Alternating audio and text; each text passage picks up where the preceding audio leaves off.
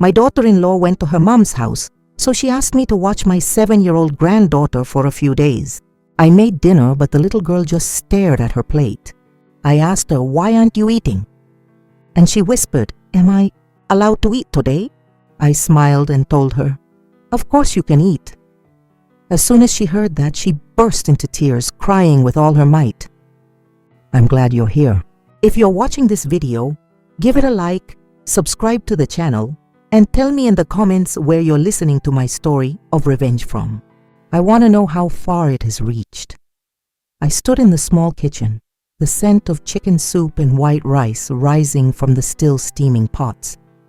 The warm, yellow light illuminated the old wooden table where I had carefully set the plates for dinner. I called out to Lucy, my little granddaughter, in my usual soft voice.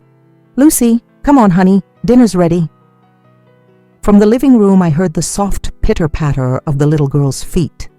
Lucy came out slowly, her tiny feet moving with a hesitation, as if she had to think about every step. She pulled out her chair, the sound of the wood scraping against the floor so faint it was almost silent. I looked at her, and an immense tenderness filled my chest. Lucy was only 7 years old, but her big round eyes carried a nameless sadness, as if she had been forced to bear something far too heavy for her fragile little body. I served her a full bowl of soup and placed it in front of her.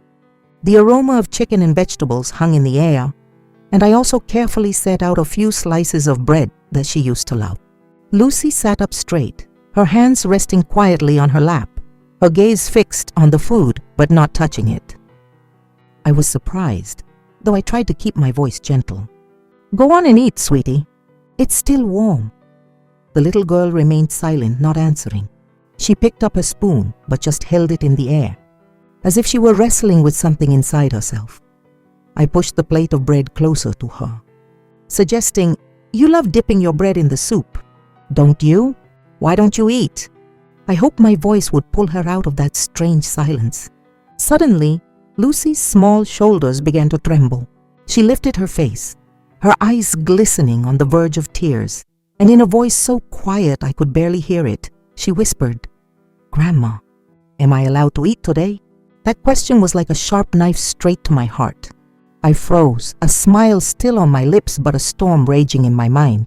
Permission to eat? How was it possible for a 7-year-old girl to ask something like that? I forced myself to stay calm, nodded firmly, and answered with all the sweetness I could muster. "Of course you can eat, Lucy. Go on. The food is delicious." But as soon as I finished speaking, tears overflowed from her eyes. Her fragile shoulders shook as if her entire world had just collapsed. I placed my hand on her shoulder to comfort her, but Lucy broke into heartbreaking sobs. The spoon fell from her hands and hit the table with a dry clang, a sound that echoed in my chest. "Lucy, what's wrong, honey?" I asked, frightened, but she just cried, with sobs that squeezed my soul. I spent that dinner by her side, feeding her spoonful by spoonful. Every time I brought the soup to her mouth, Lucy would sob, with tears streaming down her cheeks, soaking the napkin I used to wipe her face. I tried to smile, saying cheerful things like, "Is it good? Grandma makes the best chicken soup, doesn't she?" But deep down, I knew something was terribly wrong. As I cleared the table, I glanced over at Lucy.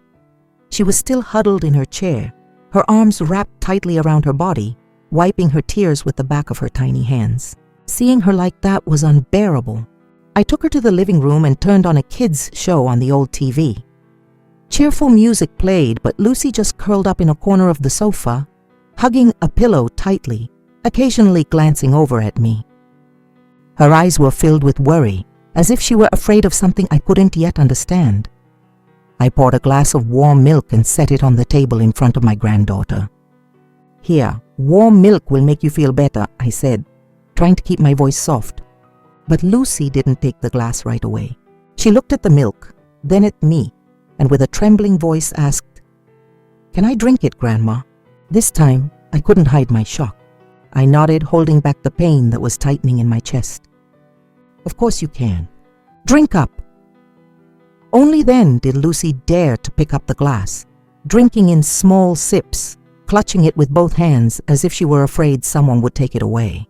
When night came, I got Lucy ready for bed.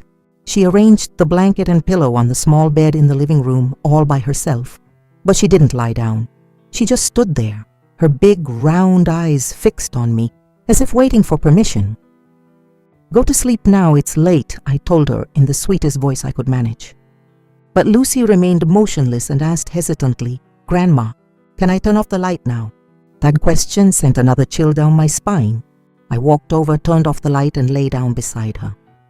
I hugged her, feeling her small body still trembling.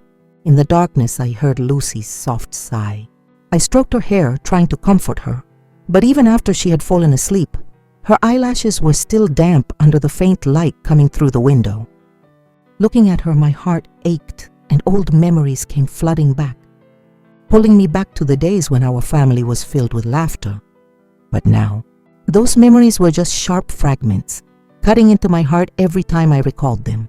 I can still picture Sarah, my first daughter-in-law, standing in her kitchen, her hands moving skillfully as she prepared a delicious lasagna. Sarah had a gentle smile that was always on her face, like a ray of sunshine that lit up the whole house. She used to bring food to my house and always set aside the best part for Tony, my son. "I made a little extra for you. You like it spicy, right?"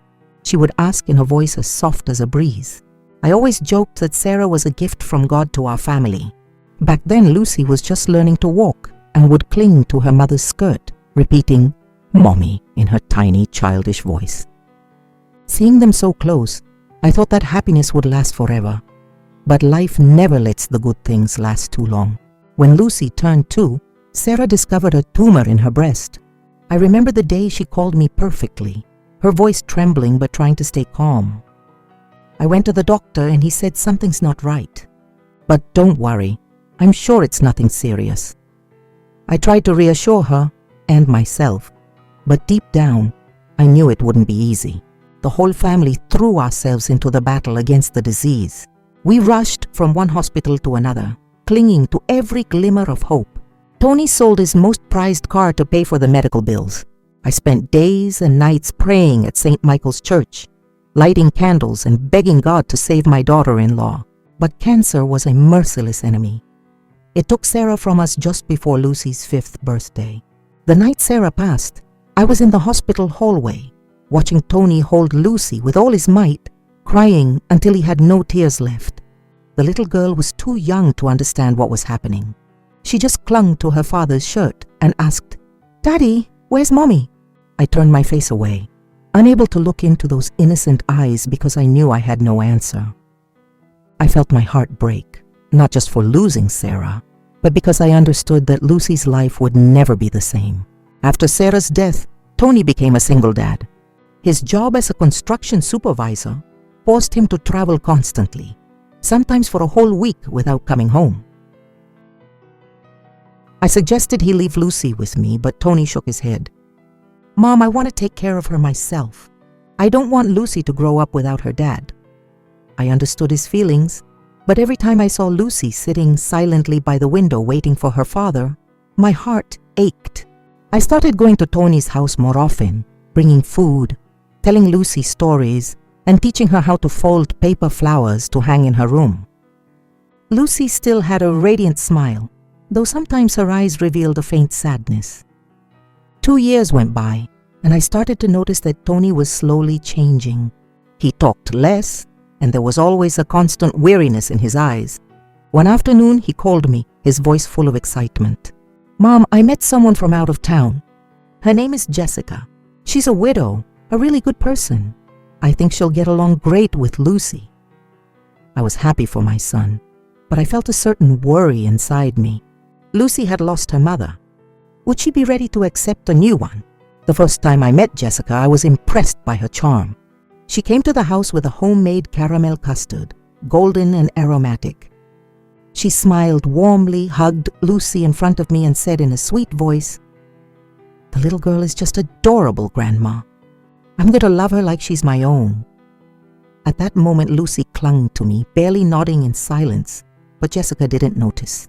She kept chatting with me, talking about her life, the dishes she loved to cook, and her dream of having a happy family. Tony stood beside her, his face lit up with a hope I hadn't seen in a long time. seeing my son looking like he had found his light again. I told myself that maybe Jessica would be the one to bring happiness back to this family. 6 months later, Tony and Jessica got married. They moved into a small house in the suburbs with white walls and a red-tiled roof. I went to visit them on the day they moved in and saw Lucy running around the yard with a ball in her hands. Jessica was busy arranging things but stopped to stroke Lucy's hair and say, "Play carefully, honey, don't fall."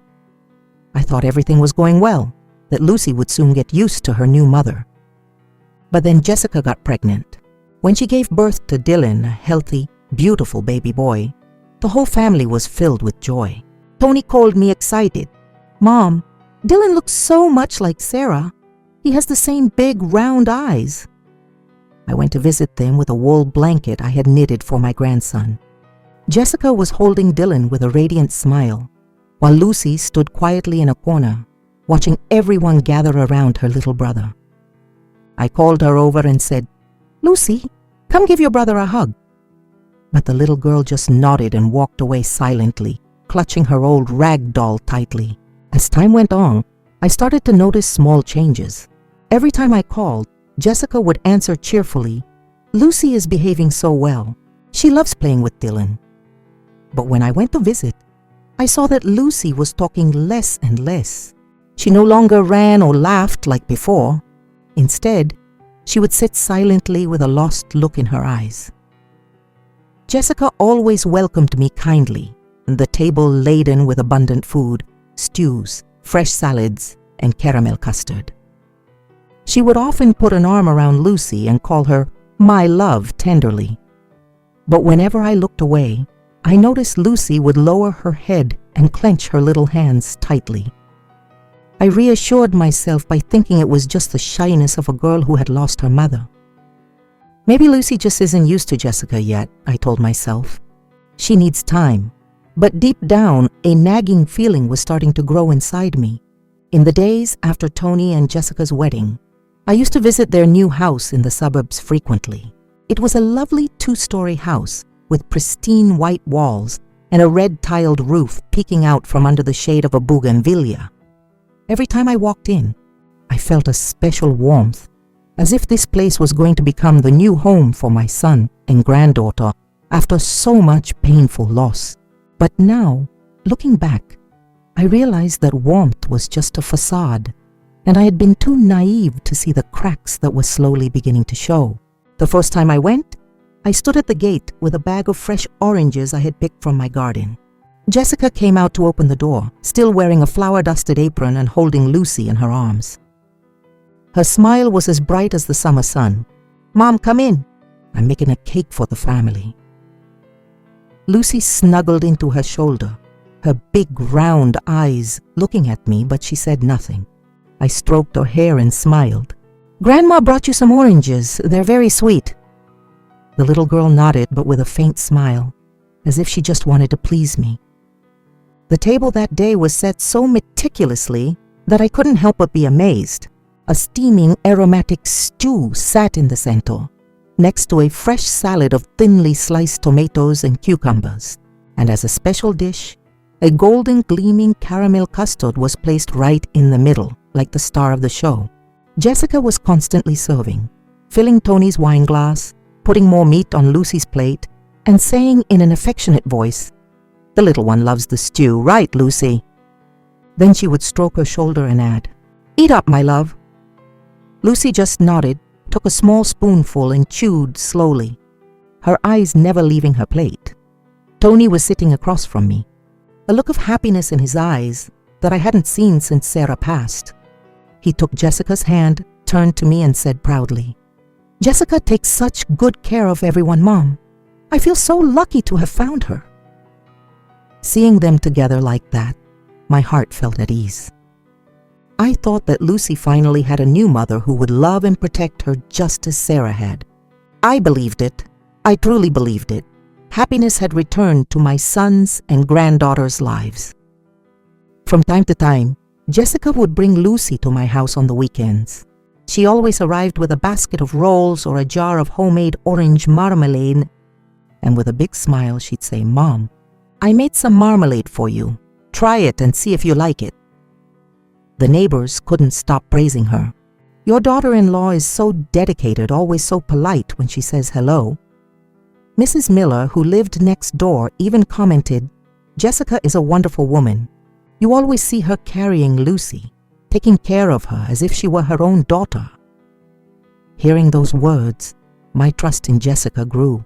I thought I had done the right thing by supporting Tony and marrying her, that Lucy was receiving love in a new home. But over time, during my visits, I started to notice different things. Lucy smiled less and less. She used to excitedly tell me about her dolls or show me her messy drawings, but now she would often stay quiet, with a distant look in her eyes, as if she were trapped in a world I couldn't reach. Once, while we were having lunch, Tony and Jessica were chatting animatedly about work and their plans for the weekend. Jessica was laughing loudly, telling a story about a new toy she had bought for Dylan, the baby who was just a few months old, sleeping in his crib. But Lucy just sat there, stirring her spoon in her soup without saying a word. I grew concerned. I placed my hand on hers and asked in a low voice, "Lucy, is the soup not good? Do you want Grandma to give you some meat?" The little girl looked up, her eyes showing a slight startle. Then she shook her head. "It's good." But her voice was just a whisper, faint, as if she were trying to hide something. I looked at Jessica, who just smiled and quickly replied, "She probably misses her sister Sarah, Mom. It's a kid thing. She'll get used to Dylan and me."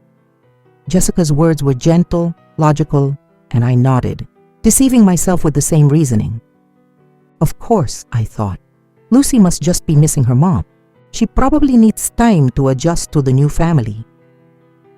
One sweltering afternoon in June, I was sitting on the porch, fanning myself with a paper fan, when the phone rang.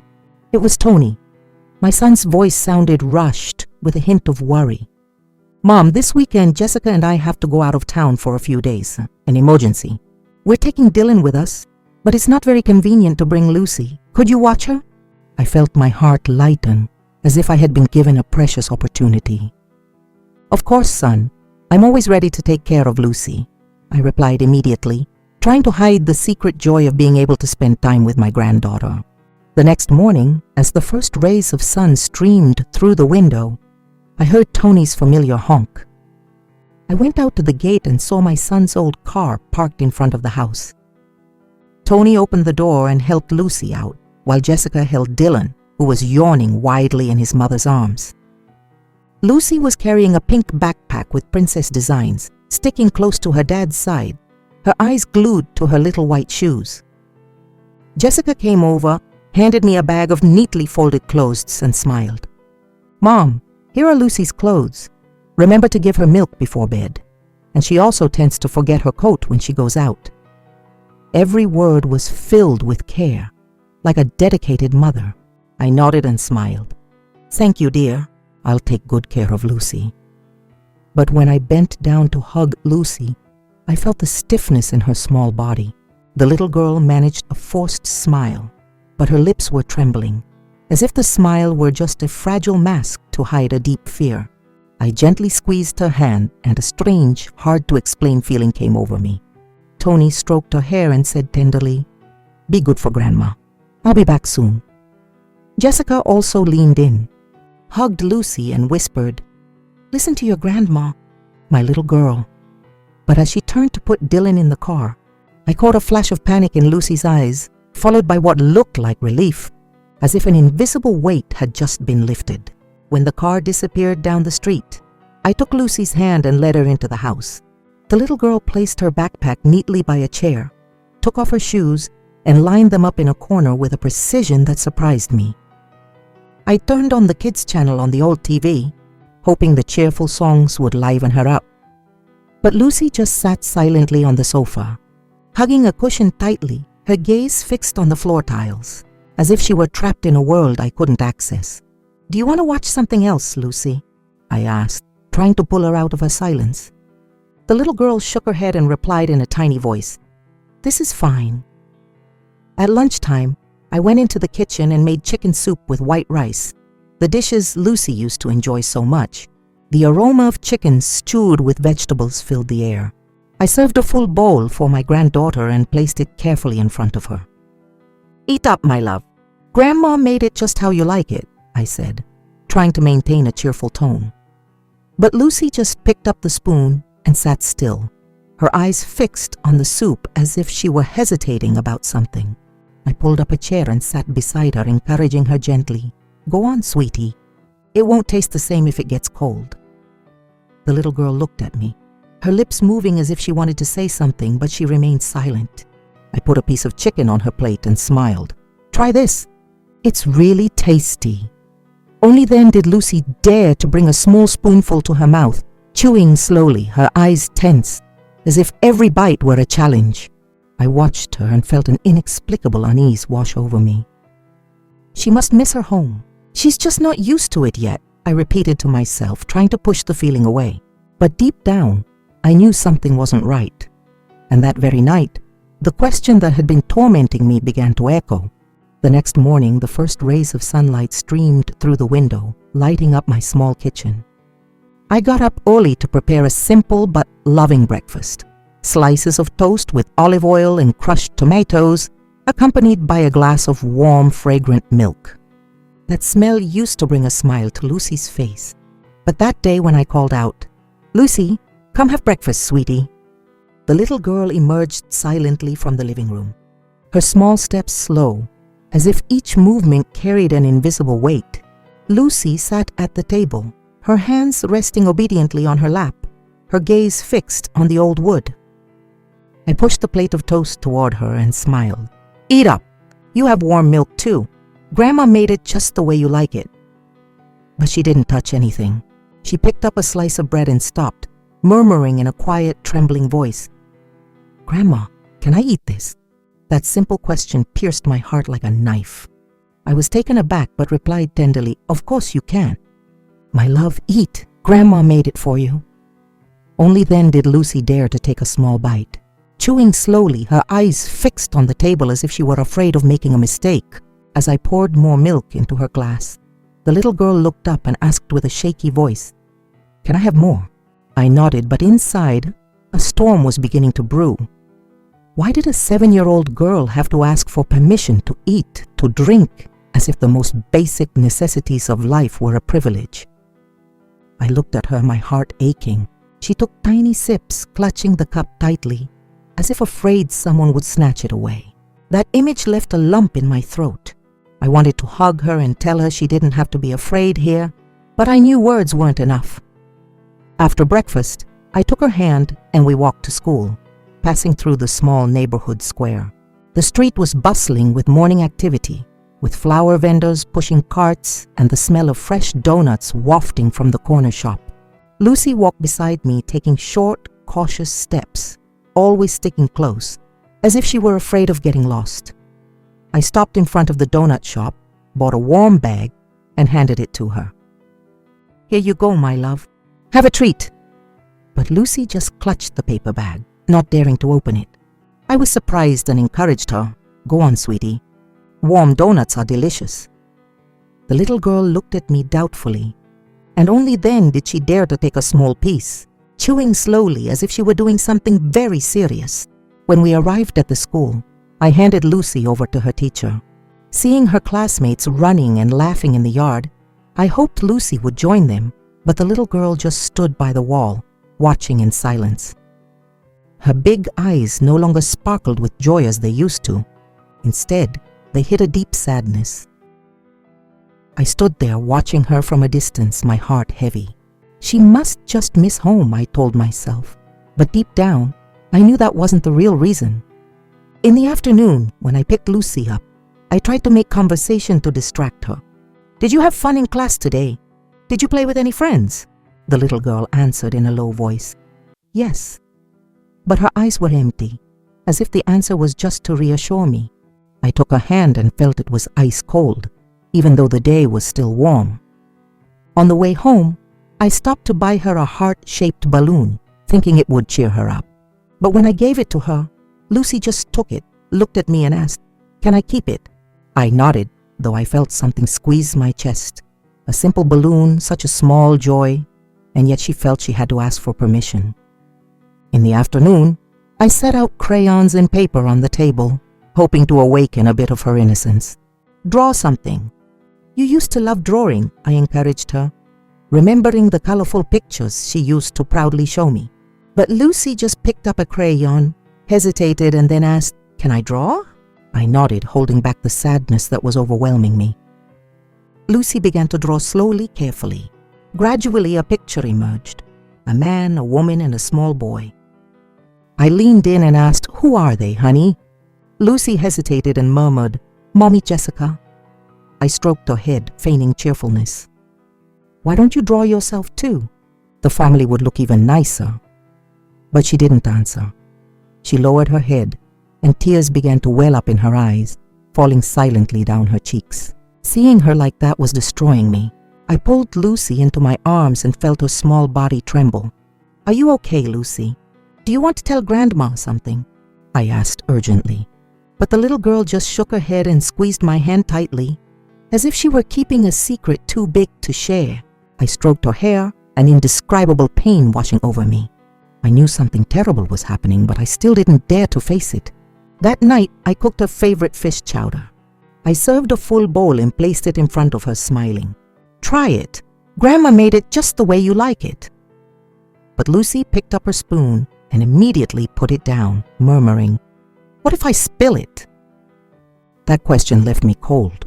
I answered gently, "If you spill it, we'll clean it up. It's no big deal." The little girl stared at me for a long time, as if trying to make sure I was telling the truth, and only then did she dare to try a spoonful, eating slowly, her eyes never leaving her plate. When she finished, Lucy got up on her own, carefully washed her dishes, and placed them in the drying rack without me saying a word. Seeing her do everything so cautiously felt like carrying a stone in my chest. Before bed, Lucy folded her blanket and pillow perfectly, then sat up straight on the bed, looked at me and asked, "Can I go to sleep now?" I nodded, though I felt my heart was breaking. "Go to sleep, honey. Grandma is right here with you," I said, trying to sound calm. The little girl lay down, turned her back, and sighed very softly as if releasing a huge weight. I stayed by her side, stroking her hair, watching her sleeping face, and feeling the pain tear me apart inside. On that Sunday, the soft sunlight filtered through the red bougainvillea that covered the tiled patio of my house. The flowers swayed in the breeze, as if trying to calm my troubled soul after the days I had spent witnessing the fear in Lucy's every move.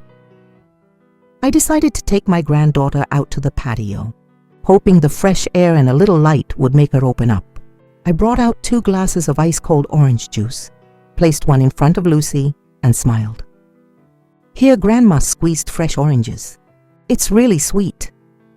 The little girl took the glass with both hands, took only a small sip, and then set it down on the table, her expression cautious as if she were waiting for something. I sat down next to her, trying to keep my voice as gentle as possible. "Lucy, you can just be yourself here. You don't have to ask permission for anything. If you want to drink, drink. If you want to play, play, okay, sweetheart?" The little girl nodded but remained silent, clutching the glass as if she were afraid someone would snatch it away. Seeing her like that made my chest ache. I got up, brought a box of cookies from the kitchen, put it on the table, and said, "Have a cookie. Grandma bought the kind you like." Lucy reached for a cookie, but suddenly her eyes filled with tears. I was startled and leaned toward her. "What's wrong, sweetie? Is everything okay?" The little girl pressed her lips together, tears streaming down her cheeks, her voice trembling, barely a whisper. "At home, if I'm not good. They don't let me eat." Those words were like a sharp knife that pierced my heart. I was paralyzed, unable to believe what I was hearing. I squeezed her hand tightly, pleading, "Lucy, tell me, what's going on at home? Don't be afraid. Grandma is here with you." Lucy broke down into sobs, her whole body shaking with ragged breaths. She hugged me, her voice choked. "Mommy Jessica makes me wash the dishes, clean the house. If I make a mistake, Mommy punishes me by not letting me have dinner. One time she made lasagna. It smelled so good, but she only let me watch. I was starving, Grandma." Every word from the little girl was another blow sinking deep into my soul. I held her tightly, feeling her small body tremble in my arms. What else? Tell Grandma everything, I said, trying to stay calm even though I was boiling with rage inside. The little girl sobbed, her tears soaking my clothes. Mommy also locks me in a dark room when I break a glass. I'm so scared, Grandma. It's so dark. Dylan always gets candy. Mommy holds him, but if I want to eat, I have to ask permission. And even if I ask, Mommy doesn't let me. I felt my heart shatter into pieces. The image of Lucy, a 7-year-old girl, locked in the dark and deprived of food for breaking a glass, left me breathless.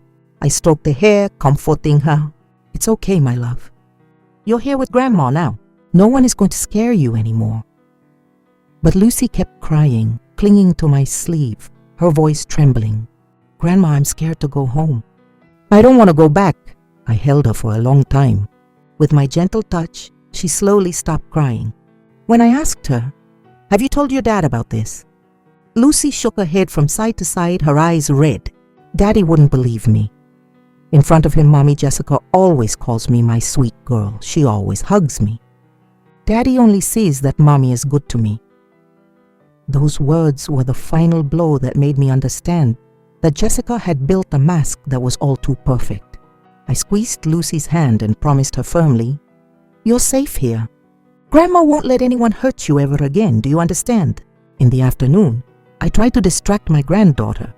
I took Lucy to the yard and showed her how to water the small potted plants I had planted myself. The little girl held the watering can carefully, step by step, but her eyes still held a sadness that couldn't be erased.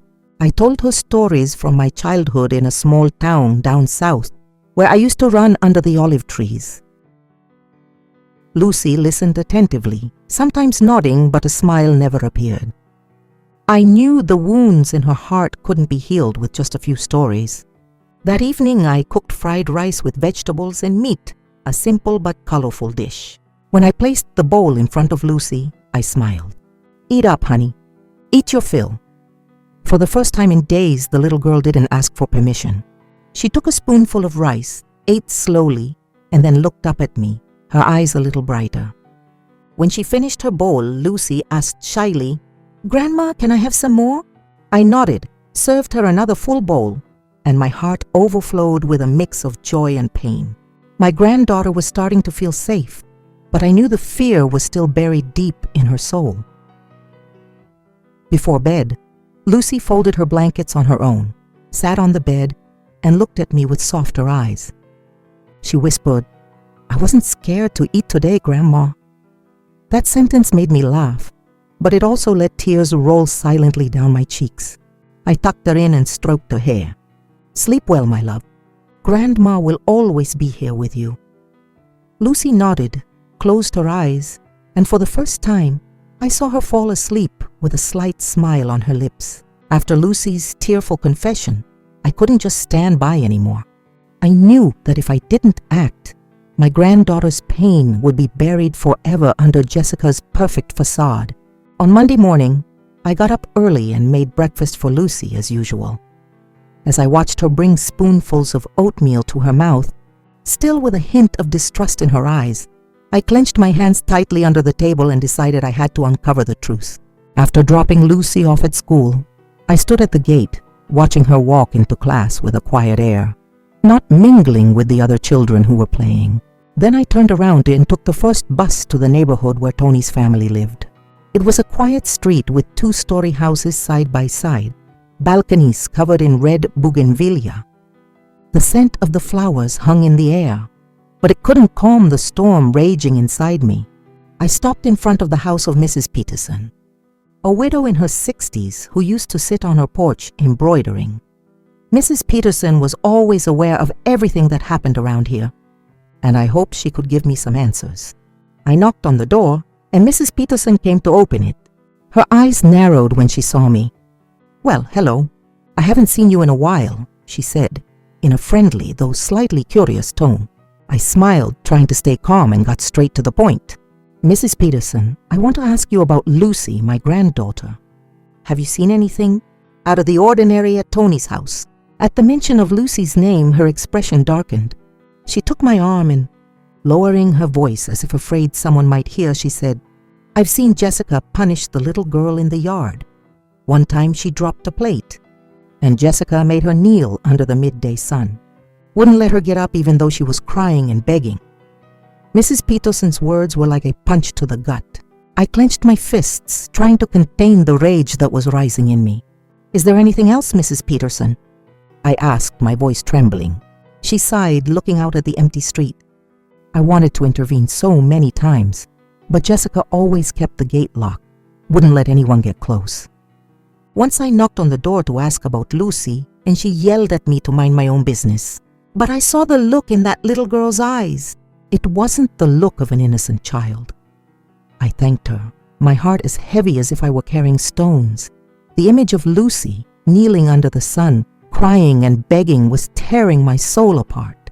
I left Mrs. Peterson's house and went straight to St. Michael's Church, where Tony's family attended every Sunday. The church was at the end of the street, with its worn stone walls and the echo of bells ringing. I looked for Father Michael, the elderly priest with pure white hair, who had witnessed so many of the neighborhood stories. I found him arranging prayer books in a corner. He looked up when he saw me. "It's been a while since you've been here. Is something wrong?" I sat down on a wooden pew, told him what Lucy had said, and asked, "Father, have you noticed anything strange about Lucy? The little girl seems not herself anymore." Father Michael sighed, his eyes filled with concern. "Lucy is a good girl, but lately she's been unusually quiet. Every time I try to talk to her, Jessica answers for her, saying she's just shy. But I feel like something isn't right. Once after service, I saw her standing alone in the courtyard, looking at Dylan in Jessica's arms, with such a deep sadness in her eyes." He paused for a moment, then continued, "Jessica once told me that you have to raise children with a firm hand, or they'll get spoiled. But I've seen her dote on Dylan, always giving him candy, toys. And with Lucy, it's as if she doesn't exist." Father Michael's words confirmed what Lucy had already told me. A mix of rage and helplessness coursed through me. I thanked the priest, promised to return, and left the church. On my way back, I stopped by the corner store and bought a small bag of candy, hoping to give Lucy a little moment of joy. But when I handed her the bag that afternoon, the little girl stared at it for a long time and asked me, "Grandma, can I have one?" That simple question was the clearest and most painful proof of everything I had heard. I nodded, holding back tears. "Have as many as you want, honey." Lucy carefully opened the bag, took only one piece of candy, and put the rest away in a drawer, as if afraid someone would scold her. That image tore me apart inside. The repression had cut so deep into her that even a small joy required permission. I sat beside her and stroked her hair. "Lucy, what's your favorite flavor? Next time, Grandma will buy you more." She looked up, a faint sparkle in her eyes. "Strawberry, Grandma." But she immediately lowered her head and murmured softly, "But I don't need a lot. One is enough." Those words made me cry uncontrollably. I hugged her tightly and whispered, "You deserve to eat the whole bag. My little girl, Grandma won't let you be scared ever again." That night, I made a simple but warm dinner with tortillas and salad, which Lucy used to like. When I placed the plate in front of her, she looked at me doubtfully. "Can I eat, Grandma?" I nodded, smiling. "Eat, honey, enjoy." This time Lucy ate slowly, but her expression wasn't as tense. I watched her from across the table, my heart torn between pain and resolve. What Mrs. Peterson and Father Michael had told me, combined with Lucy's fears, had given me enough reason to act. I lay down next to Lucy that night, listening to her calm breathing in her sleep. But inside I couldn't be at peace. I thought about Jessica, her fake smile, the way she built an image of a perfect mother in front of everyone. I thought about Tony, my son, who was perhaps still blind to the truth. And I thought about Lucy, that little girl who was enduring wounds that no one knew about. I clenched my fist and told myself in silence, when Tony and Jessica come back, I will not let silence win. I will confront them for Lucy, for my own blood, and for the justice she deserves. That weekend, as the sun was slowly setting over the narrow street in front of my house, I heard Tony's familiar honk. I stood at the door, my heart pounding, knowing that this day would not be like the others. The old car pulled up to the gate. Tony got out, his face tired, but his eyes lighting up as he looked toward the entrance. Jessica followed, holding Dylan in her arms. The baby was squirming, babbling innocent sounds. I took Lucy's hand and brought her to the door with me, feeling her little hand tighten in mine, as if searching for a safe place to hold on. Tony leaned down, opening his arms. "Lucy, come here. Daddy missed you so much." But Lucy just pressed closer to me, her big eyes looking at him with a hint of fear. She let him hug her for just a moment and then immediately pulled away, stepping back to hide behind me. I looked at my son, my heart aching as I saw the flicker of surprise on his face. Jessica walked in right after, placed a bag of gifts on the table and smiled broadly.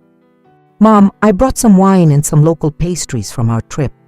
Try them, they're delicious."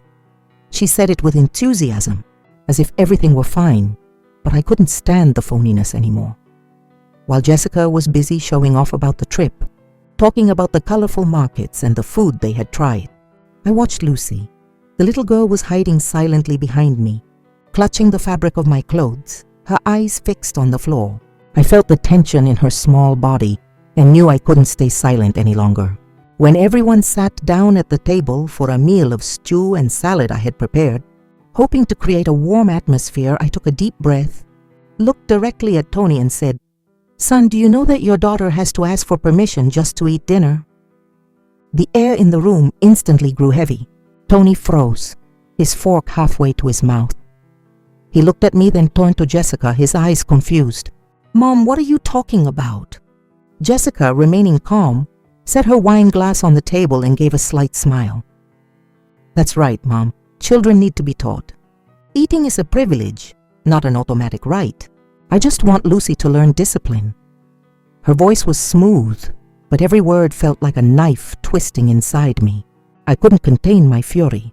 I slammed my hand on the table, my voice trembling with rage. "That's not discipline, Jessica. That's abuse. The girl is only 7 years old. How can you call forcing her to ask for permission to eat discipline?" Tony frowned, his tone becoming tense. "Mom, maybe you're misunderstanding. Jessica is always looking out for Lucy. The girl has been much more obedient since Jessica started taking care of her." My son's words were like a slap in the face, making me realize he was still blind to the truth. Jessica immediately took her husband's hand, her voice softening as if to de-escalate the situation. "You're right, Tony. I just want to raise our daughter with a firm hand so she grows up to be a better person.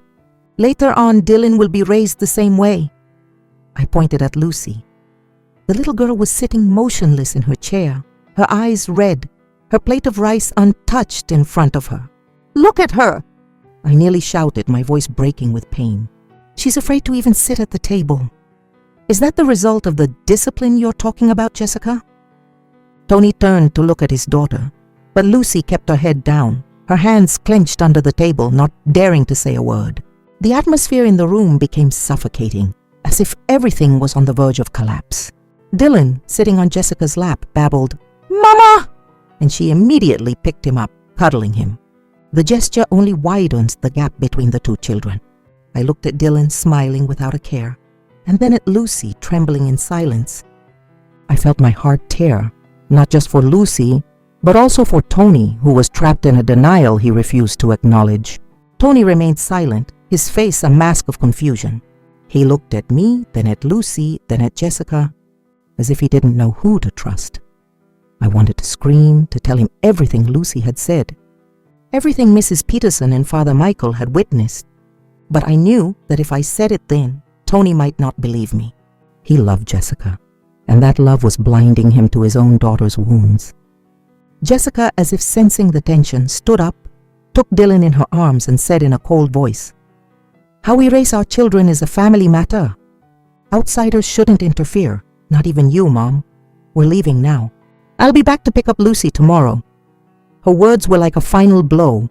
I squeezed Lucy's hand tightly, feeling her small hand tremble in mine. I looked at Jessica, who was holding Dylan with one arm and pulling Tony toward the door with the other, and a decision had already formed inside me.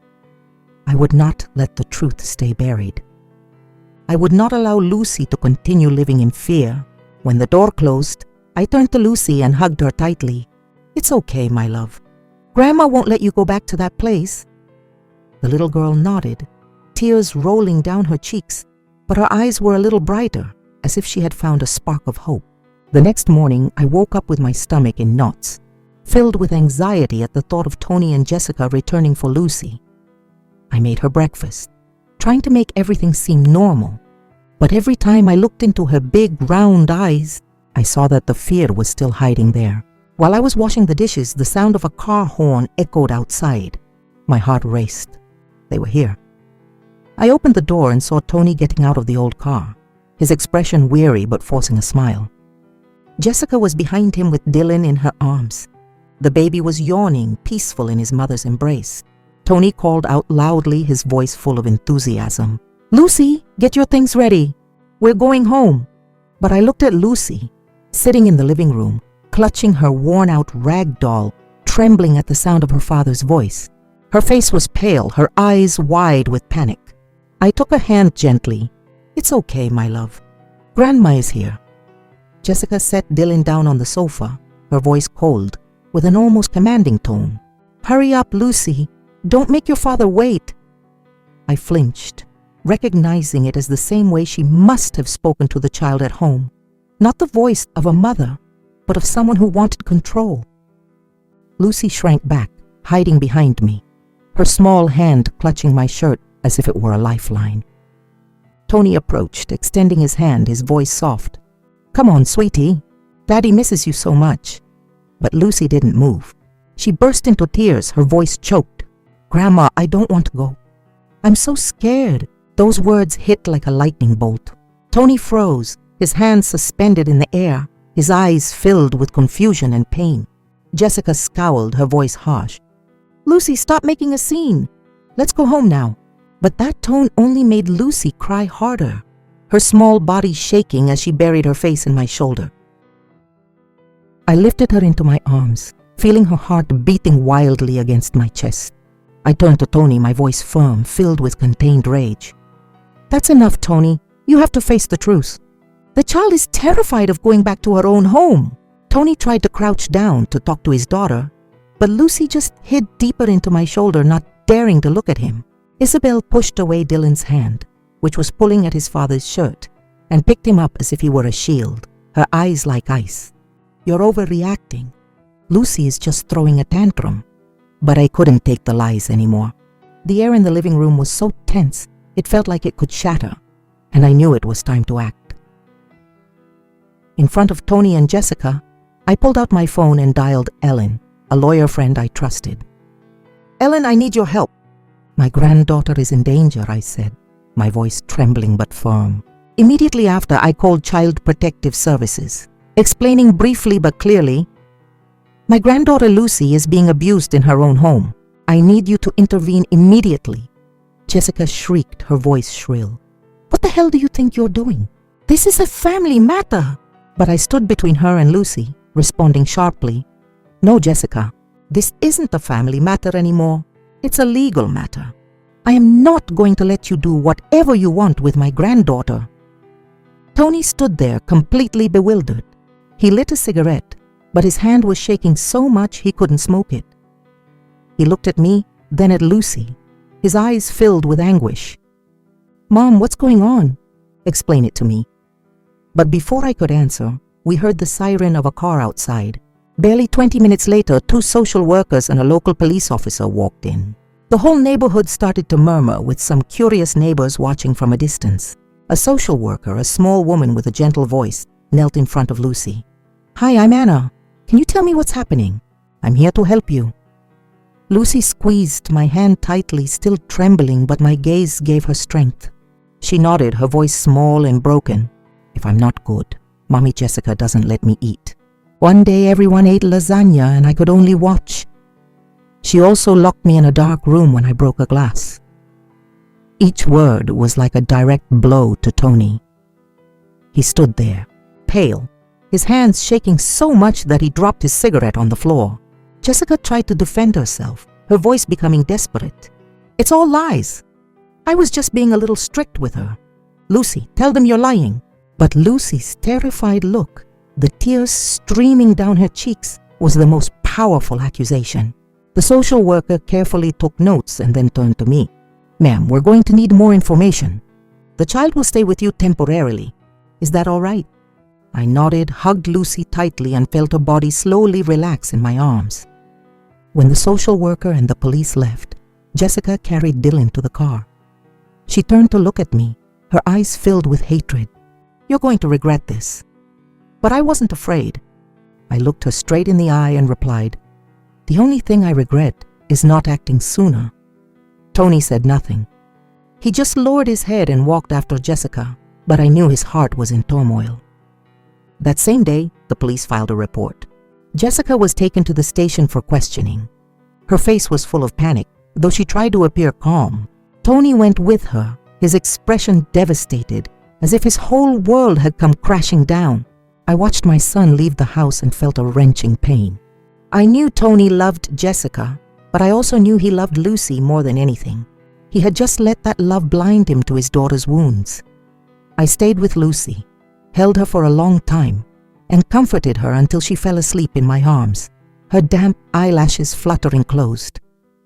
In the following days, social services allowed Lucy to remain with me temporarily under strict supervision. I did everything I could to give her as normal a life as possible. Every morning, I took her to school and watched her walk into the classroom with slightly lighter steps. I started noticing small changes. Lucy was starting to laugh when she played with her friends in the yard, though her smile was still a bit shy. One afternoon, when I picked her up, Lucy ran to me showing me a clumsy drawing. "Grandma, I made this in class today. The teacher said it was really nice." I hugged her, and my heart filled with joy seeing her eyes sparkle, even if just for a moment. A few weeks later, the trial began. I prepared with everything I had gathered: Lucy's testimony, Mrs. Peterson's account of the times the girl was punished by kneeling in the sun, and Father Michael's observations about the child's unusual silence. I walked into the courtroom holding Lucy's hand, feeling her little hand grip mine tightly. She didn't have to testify directly, but her statement, recorded by the social worker, echoed clearly in the room. "If I'm not good, Mommy Jessica doesn't feed me." There were days when everyone ate and I could only watch. Each word from the child, though soft, was like a hammer blow, shattering Jessica's mask. Jessica tried to justify herself, her voice trembling. "I just wanted to teach her discipline. I didn't do anything wrong." But the evidence was too clear. Mrs. Peterson's testimony, Father Michael's confirmation, and above all, Lucy's frightened eyes said it all. The court found Jessica guilty of child abuse. She was sentenced to prison, and the judge granted a divorce between Tony and Jessica. Tony was awarded full custody of Lucy, while Dylan remained with his mother, though Tony was granted visitation rights. After the trial, Tony brought Lucy to my house. He knelt in front of his daughter, held her for a long time, and said in a choked voice, "Forgive me, Lucy. I was so oblivious. I didn't know what you had to endure." Lucy stood there, her eyes red, but then she whispered, "Daddy, don't let me go back with Mommy Jessica." Tony nodded, tears streaming down his cheeks. "I promise, sweetie. From now on, it's just you and me." I stood by, watching father and daughter embrace, my heart relieved but also pained. I knew Tony blamed himself, but I also knew he would do everything he could to make it up to Lucy. That night, I cooked a hearty lasagna, the dish Lucy used to love but had been forbidden in Jessica's house. The aroma of tomato and cheese filled the small kitchen, and when I placed the plate in front of Lucy, she looked up and smiled. "Grandma, can I eat it?" I smiled, though my heart ached. "Eat, honey. Eat as much as you want." This time, Lucy took a big bite, ate with gusto, and there was no fear in her eyes anymore. She even asked for a second helping, and her radiant smile lit up the whole house like a ray of sunshine. From time to time, Tony would bring Dylan over to visit. The two siblings were always together, drawing and playing on the swing set in the yard. But I noticed that there was still a hint of apprehension in Lucy's eyes whenever Dylan was mentioned, as if she couldn't forget the days of injustice. I sat down next to her and asked gently, "Do you like playing with your brother?" Lucy nodded but then said in a low voice, "I love Dylan, but I'm scared. Scared that he'll be loved more than me." I hugged her and promised, "From now on, you and Dylan will be loved equally. Grandma and Daddy will always be here for you." I had lost Sarah, my kind daughter-in-law, to a cruel disease. I had hoped Jessica would bring happiness to the family, but she left deep wounds in Lucy's heart. This time, I would not allow my granddaughter's smile to be taken away again. I looked out into the yard where Lucy was running under the sun, a radiant smile on her face. She held a red balloon in her hand and was laughing out loud as it flew high into the sky. The bells of St. Michael's Church rang in the distance, announcing a new day, a new beginning for Lucy and for our entire family. I sat on the porch watching Lucy play, filled with an immense peace. Justice had been on her side, and though the road ahead still held challenges, I knew that Lucy now had a safe place to grow. I clutched my handkerchief and whispered to myself, "Thank you, God, for giving me the strength to protect her." Outside, the bright sun illuminated the bougainvillea, and Lucy's laughter was like a melody resonating in my heart. Looking back on everything we went through, I understood that the greatest lesson was not just about protecting a child, but also about daring to stand up against silence and deceit. Some pain doesn't show up on the body, but instead scars the soul deeply, forcing a child to ask for permission to eat, to laugh, to live. The message I want to leave with you, who have followed my story to this point, is that love should never be confused with control or punishment, and discipline can never be an excuse for abuse.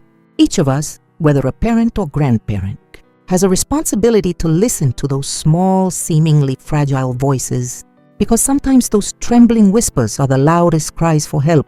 And most importantly, always remember that justice may be slow, but it will come, as long as we have the courage to protect the truth and those we love. The story you have just heard has had names and locations changed to protect the identities of the people involved. We don't tell this to judge, but in the hope that someone will listen and stop to reflect.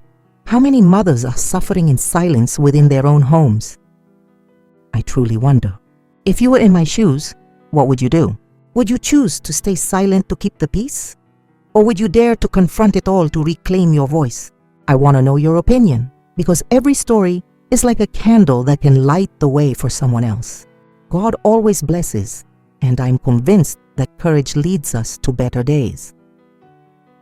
In the meantime, on the final screen, I'm leaving you two of the channel's most beloved stories. I'm sure they will surprise you. Thank you for staying with me until this moment.